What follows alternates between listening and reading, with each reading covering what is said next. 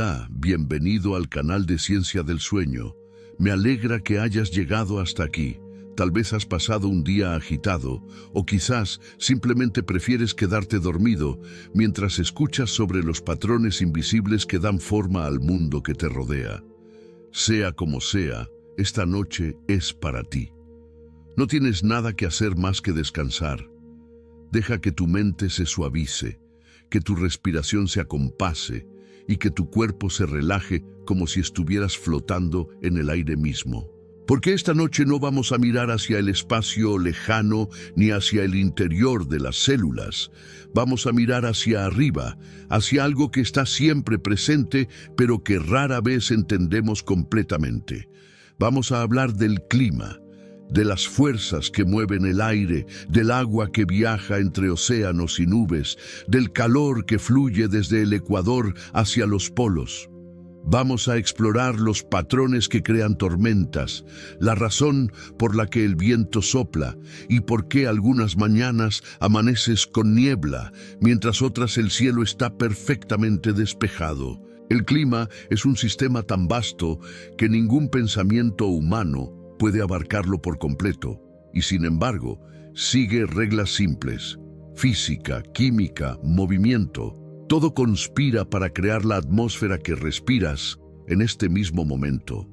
Algunos de los detalles que escucharás esta noche pueden sorprenderte, o al menos despertar un poco de curiosidad tranquila mientras te deslizas hacia el sueño. Y antes de comenzar, si estas exploraciones serenas te ayudan a desconectar del día o te dan una manera apacible de terminar la noche, considera darle like y suscribirte al canal. Eso ayuda a que más personas encuentren su camino hacia aquí. Una mente cansada a la vez. Ahora comencemos. El aire que respiras ha dado la vuelta al mundo innumerables veces. Cuando inhalas, estás tomando moléculas que han estado en todas partes, moléculas que han flotado sobre océanos, que han sido respiradas por árboles en selvas lejanas, que han formado parte de tormentas sobre montañas que nunca has visto. El aire es un viajero constante, moviéndose en corrientes que envuelven el planeta como ríos invisibles. Estas corrientes no son aleatorias. Siguen patrones predecibles dictados por la rotación de la Tierra, por el calor del sol que calienta el ecuador más que los polos, por la forma en que las montañas desvían los vientos y los océanos absorben calor. El aire caliente sube porque es menos denso. El aire frío desciende porque pesa más. Esta diferencia simple crea un movimiento constante, una circulación que nunca se detiene. En el ecuador, el sol calienta la superficie con intensidad. El aire caliente se eleva, creando una zona de baja presión. Ese aire ascendente eventualmente se enfría en las alturas y se desplaza hacia los polos. Mientras viaja, se enfría aún más y comienza a descender alrededor de los 30 grados de latitud norte y sur. Este aire descendente crea zonas de alta presión, regiones donde el clima tiende a ser seco y estable. Luego, el aire que desciende se divide. Parte vuelve hacia el ecuador cerca de la superficie, cerrando el ciclo. Este es el patrón llamado celda de Hadley, uno de los 3 grandes patrones de circulación atmosférica que gobiernan el clima global.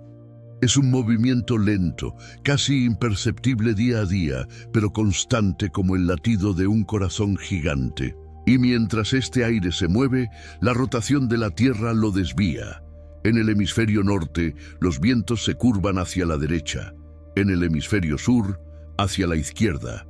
Este efecto se llama efecto Coriolis, y es la razón por la que los huracanes giran en sentido contrario al de las agujas del reloj en el norte y al revés en el sur. No es porque el agua del inodoro gire diferente, como dice el mito. Es porque estamos en una esfera giratoria y el movimiento a gran escala siente esa rotación. El viento que sientes en tu rostro es solo una pequeña parte de este sistema enorme, una consecuencia local de patrones que abarcan continentes enteros. Y sin embargo, cada brisa lleva consigo la historia de dónde ha estado, qué ha tocado, qué temperaturas ha sentido en su viaje invisible. Las nubes se forman cuando el aire no puede sostener más agua. El agua está por todas partes en la atmósfera, incluso cuando no puedes verla.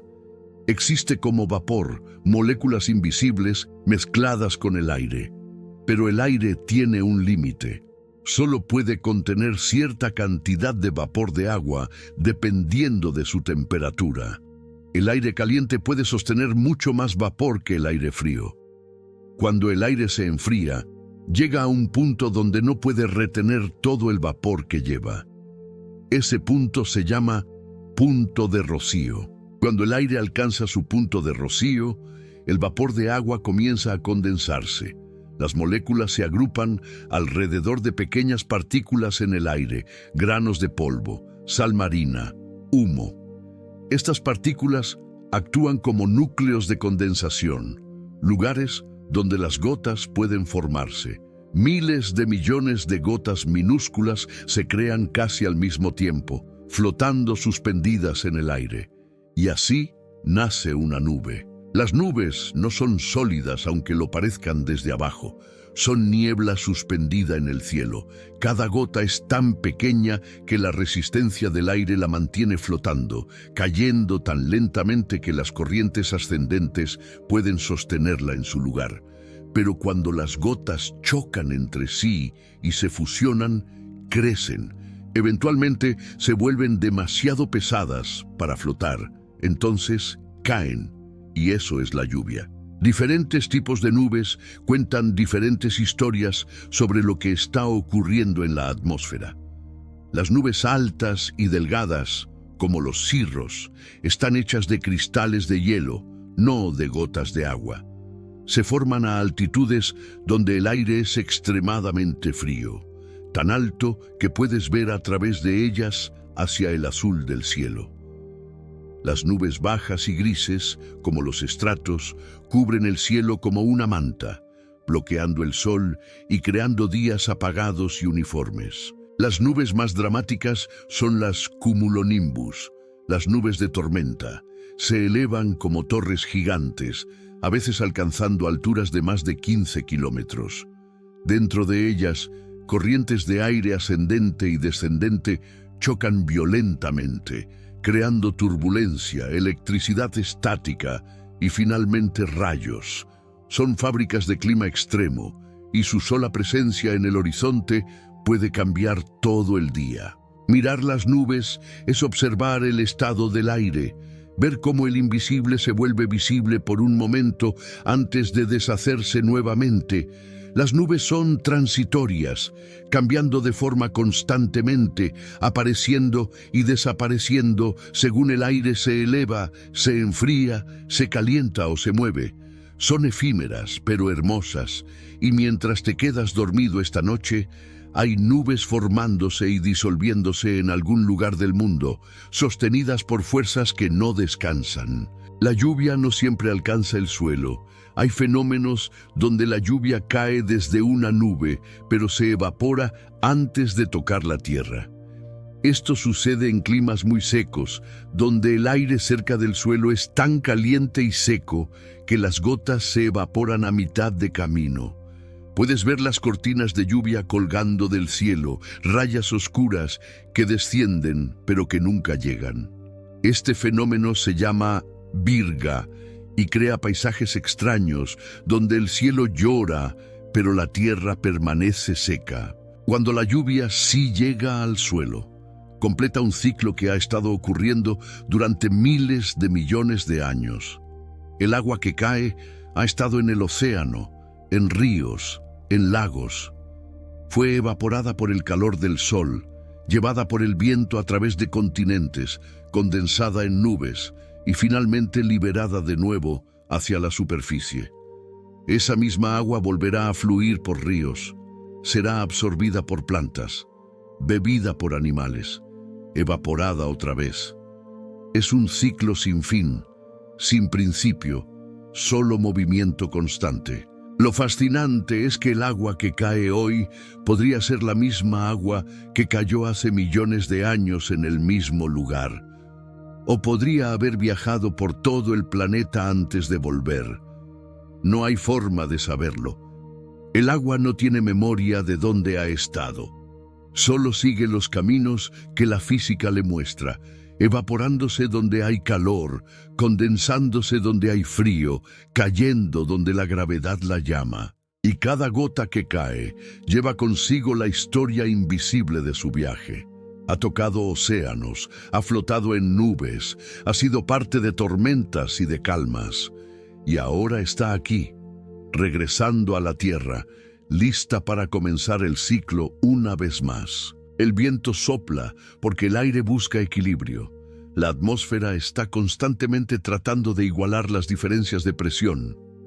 Cuando el sol calienta una región más que otra, el aire caliente se expande y se vuelve menos denso, creando una zona de baja presión. El aire más frío y denso de las áreas circundantes fluye hacia esa zona de baja presión para llenar el vacío. Ese flujo es el viento. Cuanto mayor es la diferencia de presión entre dos áreas, más rápido sopla el viento. Una pequeña diferencia crea brisas suaves. Una gran diferencia puede crear vientos feroces que derriban árboles y arrancan tejados. Las tormentas más intensas ocurren donde las diferencias de presión son extremas, donde el aire frío y el aire caliente chocan con fuerza. Pero el viento nunca se mueve en línea recta, al menos no a gran escala. La rotación de la Tierra lo desvía constantemente, curvando su trayectoria. Los vientos que soplan desde las áreas de alta presión hacia las áreas de baja presión terminan girando en espirales en lugar de moverse directamente. En el hemisferio norte, el aire gira en sentido contrario a las agujas del reloj alrededor de las áreas de baja presión.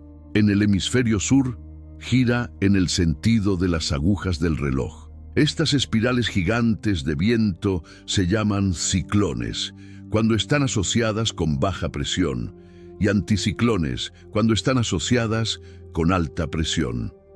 Los ciclones suelen traer nubes y lluvia porque el aire ascendente en su centro se enfría y forma nubes. Los anticiclones suelen traer cielos despejados porque el aire descendente en su centro se calienta y disuelve las nubes. El viento también se ve afectado por la geografía. Cuando el aire choca contra una montaña, se ve forzado a subir. Al subir, se enfría, y si lleva suficiente humedad, forma nubes y lluvia en el lado de la montaña que enfrenta el viento. El otro lado de la montaña, protegido del viento, recibe mucho menos lluvia. Este efecto se llama sombra de lluvia, y es la razón por la que un lado de una cadena montañosa puede ser verde y exuberante, mientras el otro es árido y desértico. El viento lleva consigo más que solo aire. Lleva humedad, calor, frío, semillas, polvo, olores. Es un mensajero que conecta lugares distantes, mezclando atmósferas, redistribuyendo energía. Y aunque no puedes verlo, puedes sentirlo. En tu piel, en tu cabello, en la forma en que mueve las hojas de los árboles. El viento es la voz de la atmósfera, siempre hablando, siempre moviéndose. La temperatura del aire cambia con la altitud. Cuando subes una montaña, el aire se vuelve más frío. No es solo porque estás más lejos de la tierra caliente, es porque el aire se vuelve menos denso a medida que subes, y el aire menos denso retiene menos calor. Por cada 1000 metros que subes, la temperatura puede caer alrededor de 6 grados Celsius. Este descenso constante se llama gradiente térmico adiabático, pero esta regla no siempre se cumple. A veces, en condiciones especiales, la temperatura puede aumentar con la altitud en lugar de disminuir. Esto se llama inversión térmica y crea una capa de aire caliente que actúa como una tapa sobre el aire frío debajo. Esta capa atrapa la contaminación y la humedad cerca del suelo, creando niebla espesa y aire estancado. Las inversiones térmicas son comunes en valles y ciudades durante el invierno. cuando las noches son largas y el suelo se enfría rápidamente. La atmósfera no es uniforme. Está dividida en capas, cada una con sus propias características. La capa más baja, la troposfera, es donde ocurre todo el clima. Es la capa donde vives, donde vuelan los aviones, donde se forman las nubes. Se extiende hasta unos 10 o 12 kilómetros sobre la superficie, dependiendo de la latitud y la estación. Por encima de la troposfera está la estratosfera, una capa mucho más tranquila donde el aire es tan delgado que apenas hay turbulencia. Aquí es donde se encuentra la capa de ozono, que absorbe la radiación ultravioleta del Sol y protege la vida en la superficie. En la estratosfera, la temperatura realmente aumenta con la altitud, lo opuesto a lo que sucede en la troposfera. Esto se debe a que el ozono absorbe energía solar y calienta el aire circundante. Más arriba aún están la mesosfera, la termosfera y finalmente la exosfera, donde la atmósfera se desvanece gradualmente en el vacío del espacio. Pero el clima, tal como lo conoces, está confinado a esa delgada capa inferior, la troposfera. Todo lo que experimentas como viento, lluvia, nieve, calor o frío ocurre en esa estrecha franja entre la superficie y los 10 kilómetros de altura. Es sorprendente pensar que algo tan vasto como el clima global está contenido en una capa tan delgada. Si la Tierra fuera una manzana, la troposfera sería más delgada que la piel de esa manzana. Y sin embargo, dentro de esa capa delgada, hay suficiente complejidad para generar huracanes, tornados, monzones, sequías, tormentas de nieve y días perfectamente despejados. Los océanos controlan el clima más que la Tierra. El agua cubre más del 70% de la superficie de la Tierra, y esa agua no es un espectador pasivo en el sistema climático. Los océanos absorben, almacenan y liberan cantidades enormes de calor. Pueden absorber calor durante el verano y liberarlo lentamente durante el invierno, moderando las temperaturas de las regiones costeras. Esto es porque las ciudades junto al mar tienen inviernos más suaves y veranos más frescos que las ciudades tierra adentro a la misma latitud. Las corrientes oceánicas transportan calor alrededor del planeta como cintas transportadoras gigantes. La corriente del Golfo, por ejemplo, lleva agua cálida desde el Caribe hacia el Atlántico Norte, calentando Europa Occidental. Sin esta corriente, países como el Reino Unido e Irlanda serían mucho más fríos. Del mismo modo, las corrientes frías que fluyen desde los polos hacia el Ecuador enfrían las regiones tropicales, creando zonas donde el agua es sorprendentemente fría a pesar de estar cerca del Ecuador. Estas corrientes no se mueven solo en la superficie. Hay una circulación oceánica profunda, a veces llamada la circulación termoalina, que mueve agua a través de las profundidades del océano en ciclos que pueden tardar 1000 años en completarse. El agua fría y salada se hunde en las regiones polares porque es más densa que el agua cálida y dulce. Esta agua densa fluye lentamente a lo largo del fondo del océano, eventualmente subiendo a la superficie en otras partes del mundo, donde se calienta y vuelve a circular. Los océanos también afectan el clima a través de la evaporación. La mayor parte del vapor de agua en la atmósfera proviene de la evaporación oceánica. Este vapor es transportado sobre la Tierra por los vientos, donde se condensa y cae como lluvia o nieve. Sin los océanos, la Tierra sería mucho más seca. La mayoría de los desiertos del mundo están lejos del mar, aislados de esas fuentes de humedad. Incluso la temperatura de la superficie del océano puede cambiar patrones climáticos globales. Fenómenos como el Niño y la Niña son causados por cambios en la temperatura del agua del Pacífico tropical. Durante el Niño, el agua se calienta más de lo normal, lo que altera los patrones de viento y lluvia en todo el mundo. Puede causar sequías en algunos lugares e inundaciones en otros. demostrando cuán interconectado está el sistema climático global. El hielo refleja la luz solar y enfría el planeta. El hielo y la nieve tienen una propiedad única. Son brillantes. Reflejan gran parte de la luz solar que los golpea de vuelta al espacio en lugar de absorberla. Esta capacidad de reflejar luz se llama albedo, y el hielo tiene un albedo muy alto. Esto significa que las regiones cubiertas de hielo y nieve ayudan a mantener el planeta fresco al devolver energía solar al espacio. Pero hay un ciclo de retroalimentación aquí que es importante.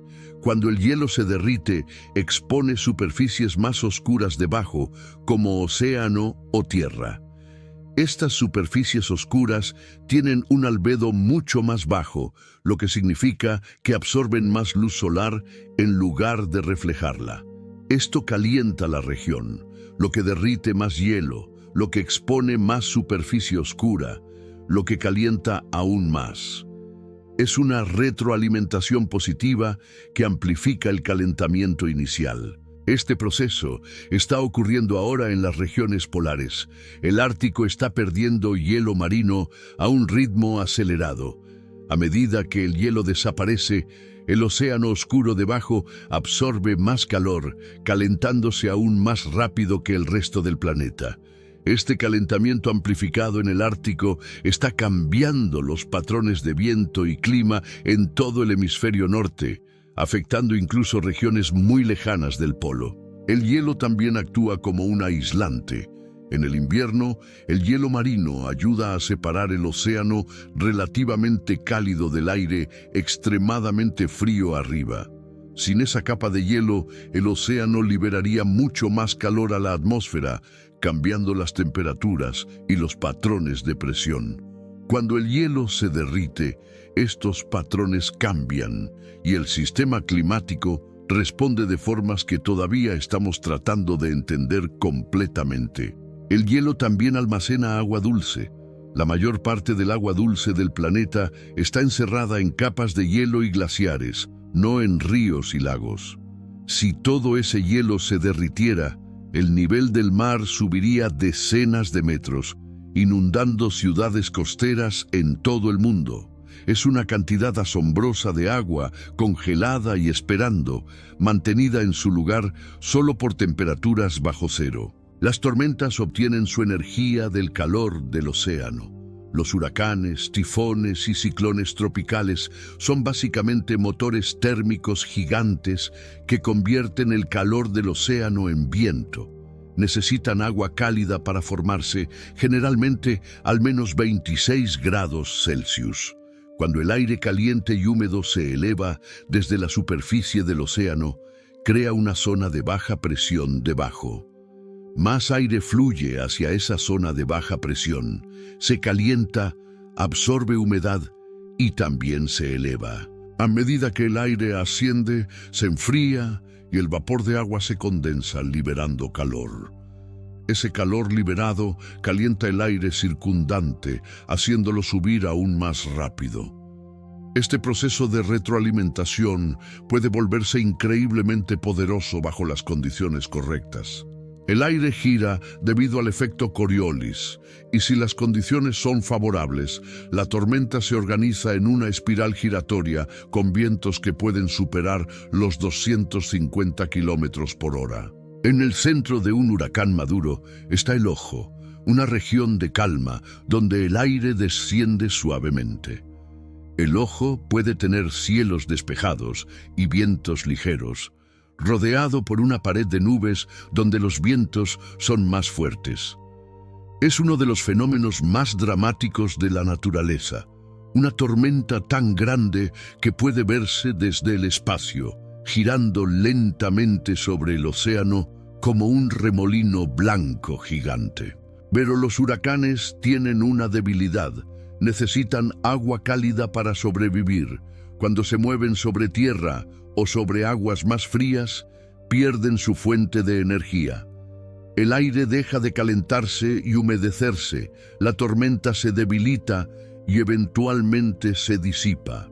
Sin embargo, antes de morir, pueden liberar cantidades increíbles de lluvia, causando inundaciones masivas tierra adentro. Las tormentas también generan olas enormes. La combinación de vientos fuertes y baja presión en el centro de la tormenta puede crear una marejada ciclónica, un aumento del nivel del mar que puede inundar costas enteras. Es a menudo la marejada, no el viento, lo que causa más daño y pérdida de vidas cuando un huracán toca tierra. El relámpago es una descarga eléctrica entre nube y tierra. Dentro de una nube de tormenta, partículas de hielo chocan entre sí a medida que son llevadas hacia arriba y hacia abajo por corrientes turbulentas. Estas colisiones transfieren carga eléctrica, separando cargas positivas y negativas dentro de la nube. Eventualmente, la separación de carga se vuelve tan grande que el aire ya no puede actuar como aislante. La electricidad se descarga violentamente en forma de un rayo. La mayoría de los rayos ocurren dentro de la nube, moviéndose de una región cargada a otra, pero algunos rayos se extienden desde la nube hasta el suelo. Cuando esto sucede, un canal de aire ionizado se crea entre la nube y la tierra. La electricidad fluye a través de este canal a una velocidad increíble, calentando el aire a temperaturas más altas que la superficie del Sol. Este aire supercalentado se expande explosivamente, creando la onda de choque que escuchamos como trueno. Ves el rayo antes de escuchar el trueno, porque la luz viaja mucho más rápido que el sonido. La luz te llega casi instantáneamente, mientras que el sonido viaja a solo unos 340 metros por segundo. Puedes estimar qué tan lejos está una tormenta contando los segundos entre el rayo y el trueno. Cada 3 segundos representan aproximadamente 1 kilómetro de distancia. Los rayos son increíblemente poderosos pero muy breves. Un rayo típico transporta alrededor de 1.000 millones de julios de energía, pero dura solo una fracción de segundo. Esa energía se libera tan rápidamente que puede dividir árboles, derretir arena en vidrio y provocar incendios. Y sin embargo, los rayos también son esenciales para la química atmosférica.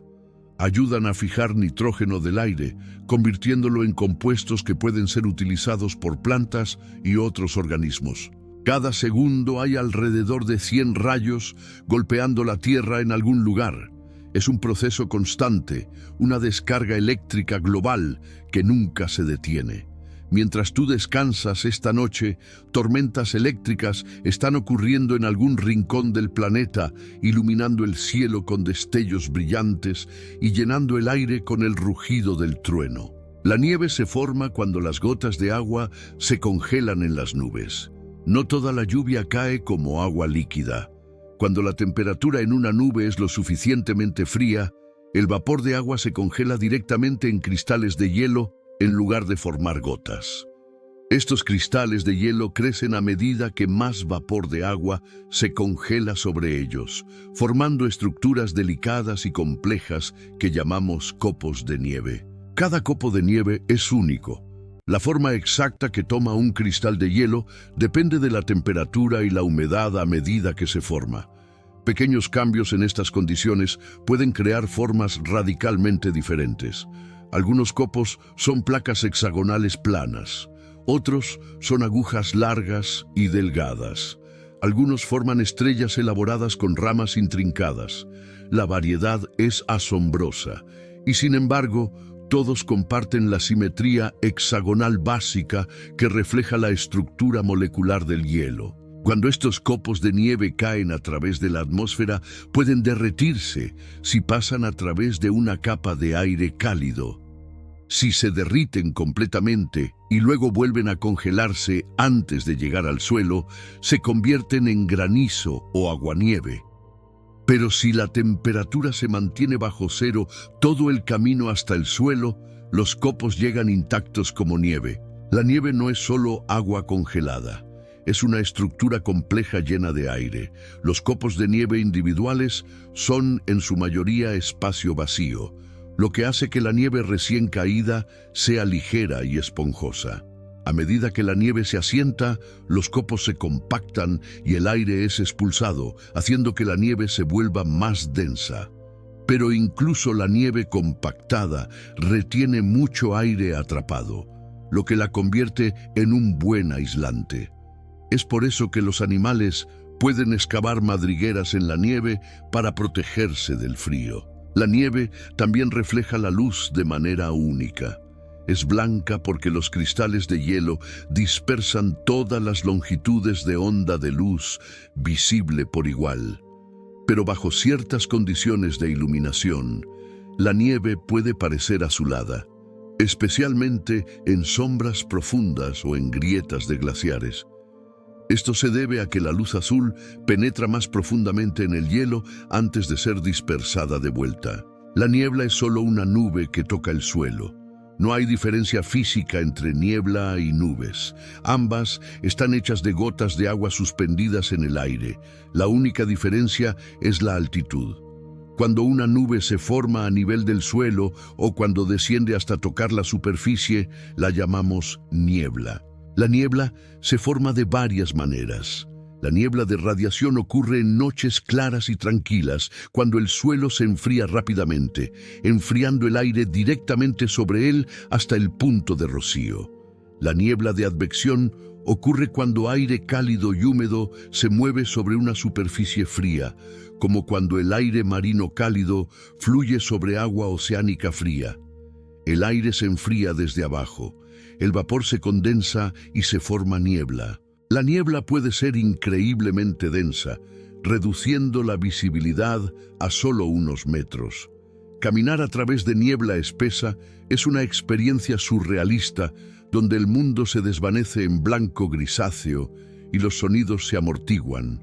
Y sin embargo, si subieras solo unos cientos de metros sobre el suelo, estarías por encima de la niebla, mirando hacia abajo sobre un mar blanco y suave bajo un cielo despejado. La niebla finalmente se disipa cuando el sol calienta el aire o cuando el viento mezcla aire más seco. Las gotas se evaporan y la visibilidad regresa. Pero mientras dura, la niebla transforma paisajes familiares en algo misterioso y desconocido, recordándonos que la atmósfera está siempre cambiando, siempre reorganizándose. El rocío se forma cuando el aire se enfría por debajo de su punto de condensación. En noches claras y tranquilas, la tierra irradia calor hacia el espacio y se enfría. El aire que toca esa superficie fría también se enfría. Si el aire contiene suficiente humedad, puede alcanzar su punto de rocío, la temperatura a la cual ya no puede contener todo su vapor de agua. El exceso de vapor se condensa en gotas líquidas sobre superficies frías como hojas de hierba, pétalos de flores, ventanas y automóviles. Este proceso es completamente pasivo, no requiere lluvia ni nubes, solo requiere suficiente humedad en el aire y una superficie lo suficientemente fría. El rocío es más común en primavera y otoño, cuando las noches son frescas, pero el aire todavía contiene bastante humedad. En climas muy fríos, el vapor de agua puede congelarse directamente en cristales de hielo sin pasar primero por la fase líquida. Esto se llama escarcha. La escarcha forma patrones delicados y ramificados sobre las superficies, creando diseños intrincados que parecen casi artísticos.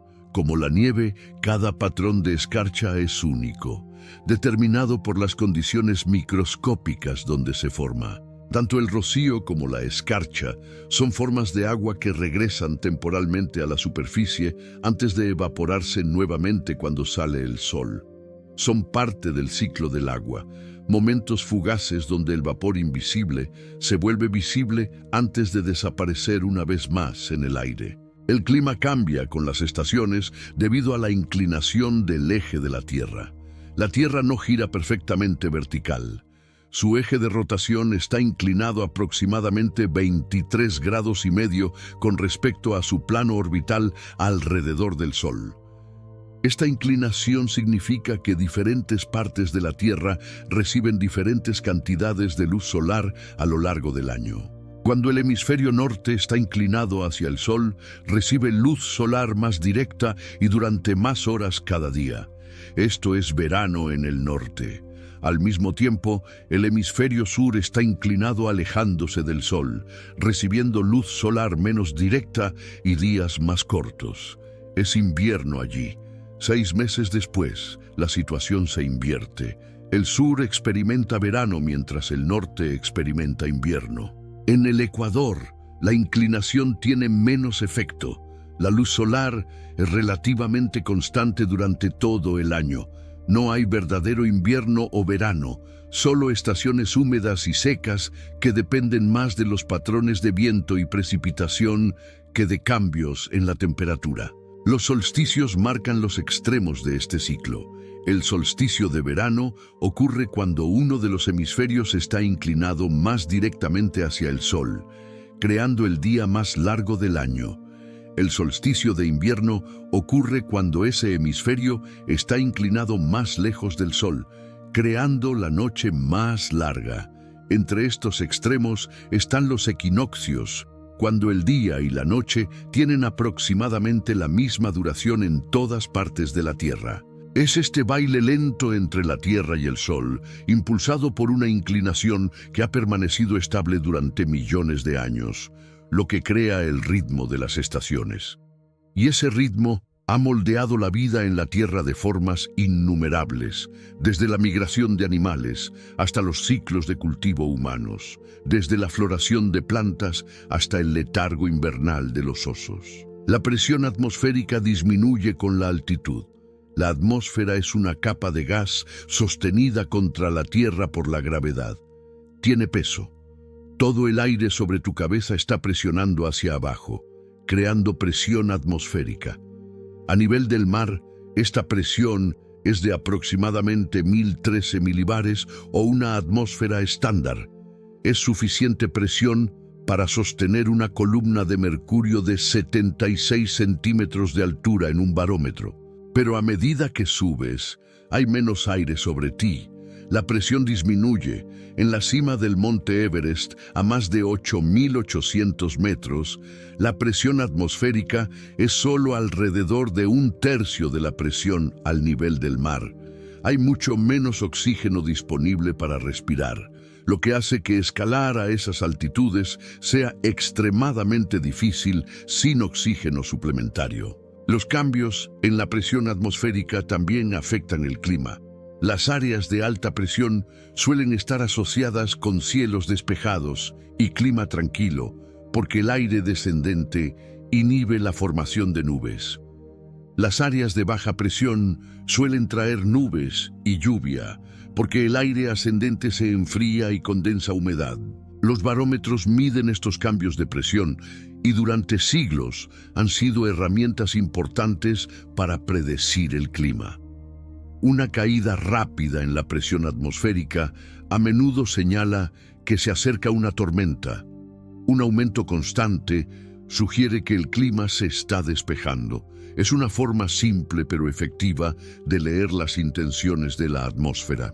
La presión también afecta cómo hierve el agua. A altitudes más altas donde la presión es menor, el agua hierve a temperaturas más bajas. En la cima de una montaña alta, el agua puede hervir a solo 80 grados Celsius en lugar de los 100 grados al nivel del mar. Esto hace que cocinar sea más difícil, porque los alimentos tardan más en cocinarse cuando el agua no puede alcanzar temperaturas más altas. El vapor de agua es el gas de efecto invernadero más importante. Cuando piensas en gases de efecto invernadero, probablemente piensas en dióxido de carbono. Y el CO2 es importante, pero el vapor de agua es realmente el gas de efecto invernadero más abundante y poderoso en la atmósfera terrestre. Atrapa más calor que cualquier otro gas, manteniendo el planeta significativamente más cálido de lo que sería sin él. Pero el vapor de agua funciona de manera diferente al dióxido de carbono. El CO2 puede permanecer en la atmósfera durante siglos. El vapor de agua, por otro lado, cicla rápidamente, se evapora, forma nubes, cae como lluvia y vuelve a evaporarse en cuestión de días o semanas. La cantidad de vapor de agua en el aire depende principalmente de la temperatura. El aire más cálido puede contener más vapor de agua. Esto crea una retroalimentación importante. Cuando la Tierra se calienta por cualquier razón, más agua se evapora de los océanos. Ese vapor de agua adicional atrapa más calor, lo que calienta la Tierra aún más, lo que causa más evaporación.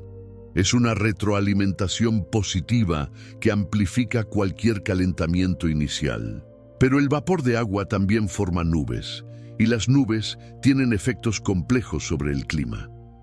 Algunas nubes reflejan la luz solar de vuelta al espacio, enfriando la Tierra. Otras atrapan calor, calentando la Tierra. El equilibrio entre estos efectos depende del tipo, altitud y espesor de las nubes.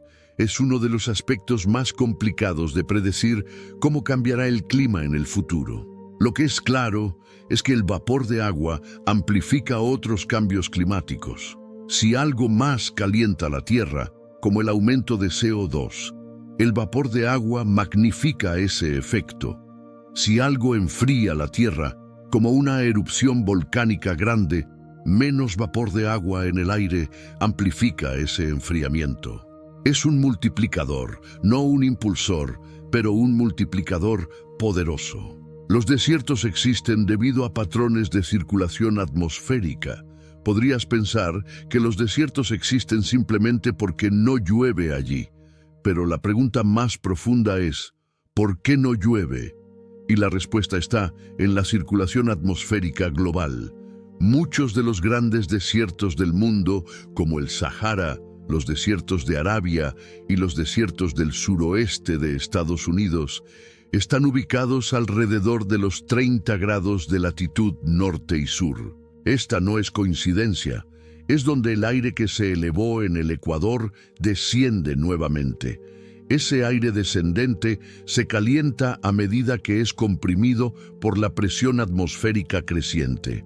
El aire caliente puede contener más humedad, por lo que en lugar de formar nubes y lluvia, el aire seco descendente evapora cualquier humedad que encuentra.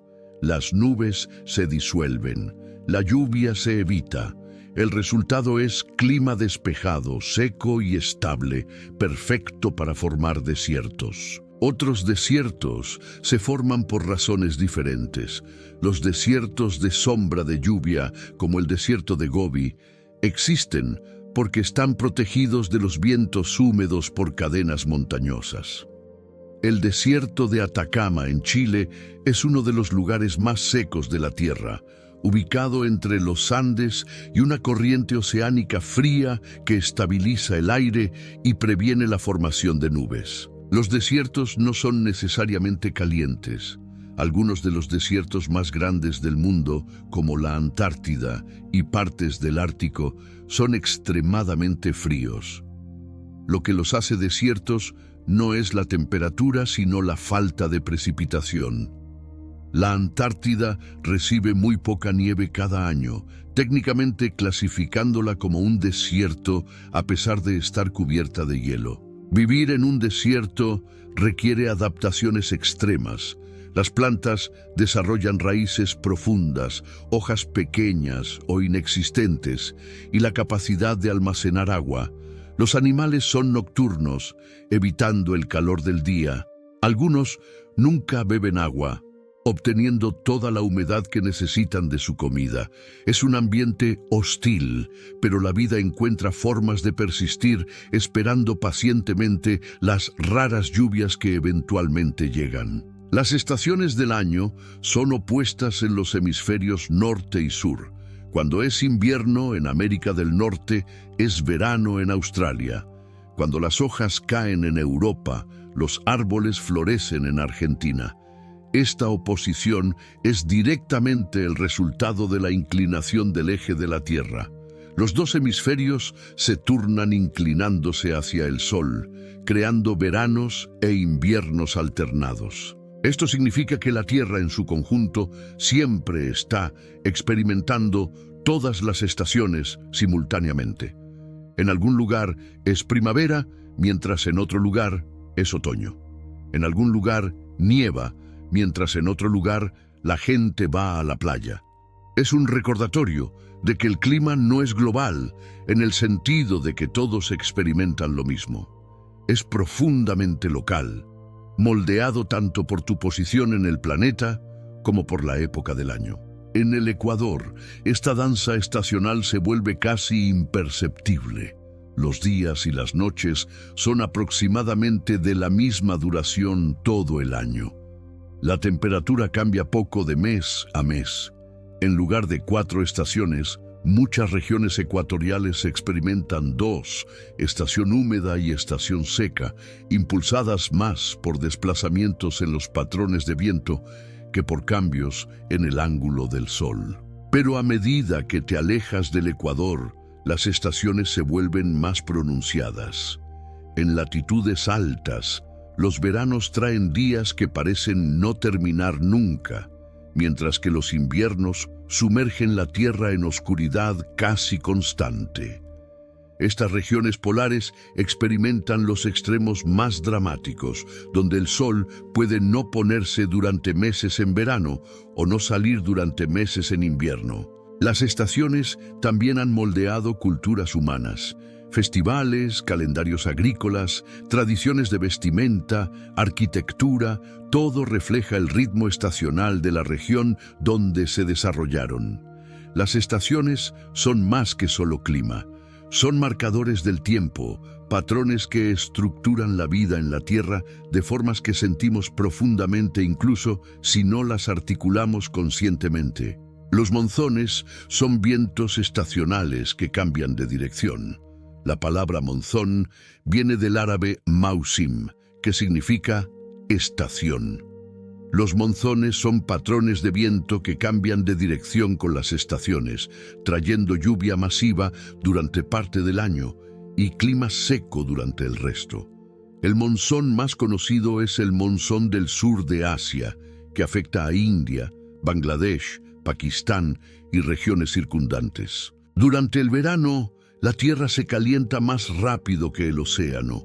El aire sobre la Tierra caliente se eleva, creando baja presión. El aire húmedo del océano fluye hacia la Tierra para llenar ese vacío, trayendo consigo enormes cantidades de humedad. A medida que este aire húmedo se eleva sobre la Tierra, se enfría, forma nubes y libera lluvia torrencial que puede durar meses. En invierno, el patrón se invierte. La Tierra se enfría más rápido que el océano, creando alta presión. Los vientos soplan desde la Tierra hacia el mar y la región experimenta clima seco. Este ciclo predecible ha moldeado la agricultura, la cultura y la economía de miles de millones de personas durante milenios. Los monzones pueden traer el 60 o 70% de la lluvia anual de una región en solo unos pocos meses.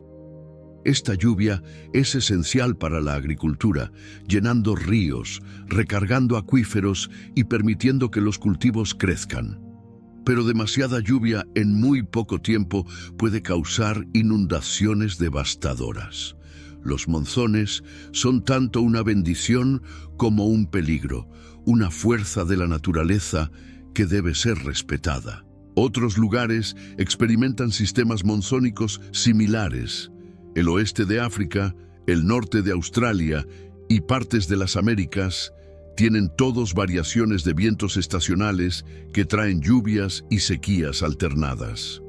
Es un patrón global impulsado por el calentamiento diferencial de tierra y océano, un recordatorio de que el clima es un sistema dinámico siempre en movimiento. Las tormentas de polvo pueden viajar miles de kilómetros. Cuando el suelo seco es levantado por vientos fuertes, puede crear tormentas de polvo masivas que oscurecen el cielo y reducen la visibilidad a casi cero. Estas tormentas pueden ser tan grandes que son visibles desde satélites en el espacio, apareciendo como nubes marrones que se extienden por cientos de kilómetros. El polvo del Sahara, por ejemplo, es transportado regularmente a través del Atlántico hasta las Américas. Partículas minúsculas de arena africana pueden viajar miles de kilómetros, eventualmente depositándose en la selva amazónica, donde proporcionan nutrientes esenciales al suelo pobre de la jungla. Es un intercambio transcontinental de material, un flujo invisible que conecta desiertos distantes con selvas tropicales. El polvo en el aire afecta el clima de varias maneras. Puede bloquear la luz solar, enfriando la superficie. También puede actuar como núcleos de condensación, ayudando a formar nubes. Grandes erupciones de polvo pueden alterar temporalmente los patrones climáticos regionales, y el polvo transportado lejos de su origen puede traer nutrientes a ecosistemas que de otro modo estarían agotados. Pero las tormentas de polvo también pueden ser peligrosas. Reducen drásticamente la visibilidad, haciendo que conducir y volar sean peligrosos. El polvo fino puede penetrar profundamente en los pulmones, causando problemas respiratorios.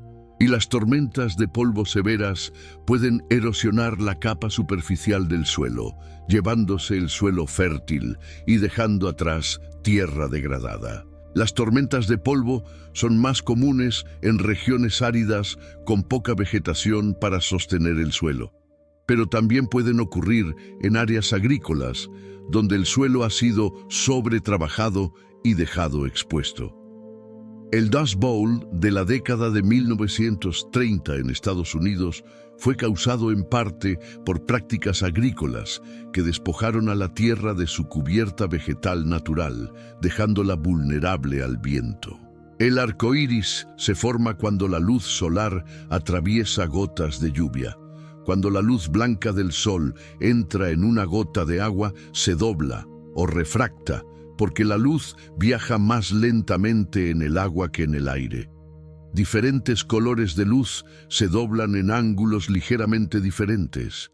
La luz azul se dobla más que la luz roja. Dentro de la gota, la luz rebota en la parte posterior interna de la gota y sale de nuevo. Cuando ves un arco iris, estás viendo luz que ha sido refractada y reflejada por millones de gotas de lluvia. Cada gota actúa como un pequeño prisma, separando la luz blanca en sus colores componentes. El rojo aparece en la parte superior del arco iris, el violeta en la parte inferior, con todos los demás colores en medio. Solo puedes ver un arco iris cuando el sol está detrás de ti y la lluvia está delante.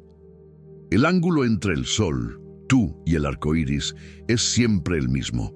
Alrededor de 42 grados para el arco principal. Esto significa que el arco iris se mueve contigo. Si caminas, el arco iris se mueve también. Dos personas paradas en lugares diferentes ven arco iris ligeramente diferentes, refractados por diferentes gotas de lluvia. A veces puedes ver un segundo arco iris más débil fuera del primero. Este arco iris secundario se forma cuando la luz rebota 2 veces dentro de las gotas de lluvia en lugar de una. Los colores en el arco iris secundario están invertidos, con el violeta en la parte superior y el rojo en la parte inferior. La región entre los dos arcoíris es notablemente más oscura que el cielo circundante. Esta región se llama la Banda de Alejandro, nombrada así por Alejandro de Afrodisias, quien la describió hace casi 2000 años. Los arcoíris son ilusiones ópticas, no tienen ubicación física, no puedes acercarte a uno o tocarlo.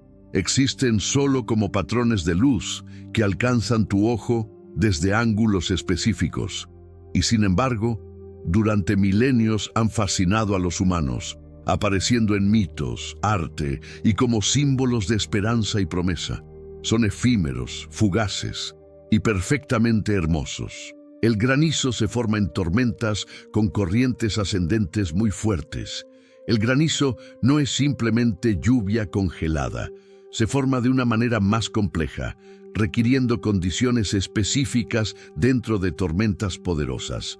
Comienza con una gota de agua o un pequeño cristal de hielo que es levantado por una corriente ascendente dentro de una nube de tormenta.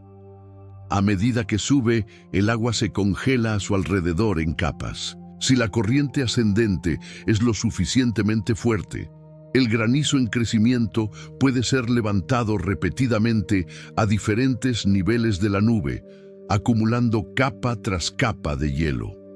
Cada viaje hacia arriba agrega más hielo. Eventualmente, el granizo se vuelve demasiado pesado para que la corriente ascendente lo sostenga y cae al suelo. Si cortas un granizo grande por la mitad, puedes ver estas capas, como los anillos de un árbol, mostrando cuántas veces fue levantado y vuelto a congelar. El granizo puede variar en tamaño, desde pequeños guisantes hasta pelotas de golf, y en casos raros, incluso más grande. El granizo más grande jamás registrado en Estados Unidos medía casi 20 centímetros de diámetro y pesaba casi 1 kilogramo. Granizo de ese tamaño puede causar daños enormes, rompiendo ventanas, abollando automóviles, destruyendo cultivos y lastimando o matando animales y personas desprevenidas. Las tormentas de granizo son más comunes en áreas de latitudes medias, donde el aire cálido y húmedo puede chocar con aire frío, creando tormentas severas con corrientes ascendentes poderosas. Ciertas regiones, como las grandes llanuras de América del Norte, experimentan granizo frecuente durante la primavera y el verano, cuando las condiciones son propicias para tormentas violentas. Después de una tormenta de granizo severa, el suelo puede quedar cubierto con una capa de hielo que se parece a nieve. Pero a diferencia de la nieve, el granizo no se derrite gradualmente.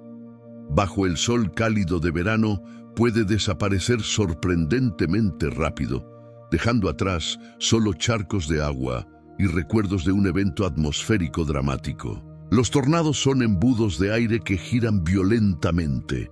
Son algunas de las tormentas más intensas y destructivas en la Tierra. Un tornado se forma cuando condiciones atmosféricas específicas crean un vórtice giratorio de aire que se extiende desde una nube de tormenta hasta el suelo. El aire gira a velocidades que pueden superar los 300 kilómetros por hora, creando un embudo visible lleno de polvo, escombros y gotas de agua condensada. Los tornados se forman más comúnmente en superceldas, tormentas eléctricas extremadamente poderosas con corrientes ascendentes rotativas llamadas mesociclones. Cuando las condiciones son perfectas, parte de esta rotación puede descender y estrecharse, intensificándose hasta que toca el suelo como un tornado. No todas las superceldas producen tornados, pero cuando lo hacen, pueden ser devastadores. Los Estados Unidos experimentan más tornados que cualquier otro país, principalmente en una región conocida como Tornado Alley, que se extiende a través de las grandes llanuras. Aquí, el aire cálido y húmedo del Golfo de México choca con aire frío y seco de Canadá y el aire seco de las montañas rocosas, creando las condiciones perfectas para tormentas severas y tornados. Los tornados son notoriamente impredecibles. Pueden cambiar de dirección repentinamente, intensificarse o debilitarse sin previo aviso. Su tamaño puede variar desde solo unos metros de ancho hasta más de 3 kilómetros. La mayoría de los tornados son relativamente débiles y de corta duración, pero algunos pueden permanecer en el suelo durante horas, recorriendo cientos de kilómetros y causando destrucción masiva. El sonido de un tornado a menudo se describe como similar al de un tren de carga acercándose. Es un rugido profundo y aterrador causado por el viento violento y los escombros que vuelan. Dentro del tornado, la presión puede caer tan rápidamente que los edificios pueden explotar hacia afuera debido a la diferencia de presión entre el interior y el exterior. La aurora boreal y austral son causadas por partículas solares.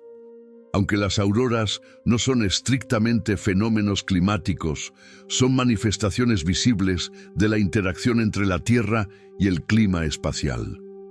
El Sol constantemente libera un flujo de partículas cargadas llamado viento solar. Cuando estas partículas llegan a la Tierra, son canalizadas por el campo magnético terrestre hacia los polos. Al entrar en la atmósfera superior, estas partículas cargadas chocan con átomos de oxígeno y nitrógeno. Estas colisiones transfieren energía, haciendo que los átomos emitan luz. El oxígeno produce colores verdes y rojos. El nitrógeno produce azules y púrpuras. El resultado es un espectáculo de luz danzante que se extiende a través del cielo nocturno, ondulando en cortinas, arcos y rayos de color etéreo. Las auroras son más comunes cerca de los polos, porque allí es donde el campo magnético terrestre canaliza las partículas. En el hemisferio norte se llaman aurora boreal o luces del norte. En el hemisferio sur se llaman aurora austral o luces del sur. Durante tormentas solares particularmente intensas, las auroras pueden verse en latitudes mucho más bajas de lo normal. Observar una aurora es una experiencia casi mística. El cielo cobra vida con colores que se mueven y cambian, apareciendo y desapareciendo, como si el cielo mismo estuviera respirando. Es un recordatorio de que la Tierra está conectada con el Sol, bañada en su radiación, protegida por su campo magnético, pero vulnerable a sus explosiones ocasionales de energía. Ahora, mientras tus pensamientos se vuelven más suaves y tu respiración más lenta, puedes dejar que todas estas ideas floten a tu alrededor como nubes. No necesitas retenerlas. No necesitas recordar cada detalle. Solo deja que la sensación general permanezca. La idea de que el aire que respiras está siempre en movimiento, siempre cambiando, siempre llevando historias de lugares lejanos. El clima no es solo algo que sucede afuera. Es un sistema que te envuelve, que respiras, que sientes en tu piel. Es la razón por la que el cielo es azul, por la que llueve, por la que el viento sopla. Y todo sigue reglas simples: física básica, calor y frío, presión y humedad, luz y sombra. Mientras te quedas dormido esta noche, el clima continúa. Las nubes siguen formándose y disolviéndose, el viento sigue soplando, la lluvia sigue cayendo en algún lugar, las tormentas siguen girando sobre océanos lejanos, el aire sigue circulando alrededor del planeta, llevando calor, humedad y vida. Y tú puedes descansar sabiendo que eres parte de ese sistema. El oxígeno que respiras vino de plantas lejanas. El agua en tu cuerpo cayó una vez como lluvia. Los elementos en tus huesos fueron forjados en estrellas y dispersados por vientos cósmicos mucho antes de que la Tierra existiera. Estás hecho del mismo material que las nubes, conectado al mismo ciclo que mueve océanos y atmósfera. Y esta noche, mientras duermes, el clima sigue su danza antigua, indiferente y hermoso, constante y cambiante. Si encontraste algo aquí que despertó tu curiosidad o te ayudó a relajarte, este espacio estará esperando cuando regreses. Habrá más historias tranquilas, más secretos suaves del mundo invisible que te acompañarán hacia el descanso. Por ahora, solo queda el silencio. Solo queda la oscuridad suave. Solo queda la respiración que se vuelve más lenta, más profunda, más tranquila. El clima seguirá moviéndose mientras duermes. Las nubes seguirán flotando. Los vientos seguirán soplando. El agua seguirá viajando entre océano y cielo. Y tú puedes simplemente descansar, sabiendo que todo está en su lugar, que todo sigue su curso, que el mundo continúa girando bajo estrellas que también brillan sobre ti. Gracias por estar aquí esta noche, explorando lo invisible con curiosidad y calma. Donde quiera que estés, como haya sido tu día, este momento es tuyo para terminar suavemente. Buenas noches.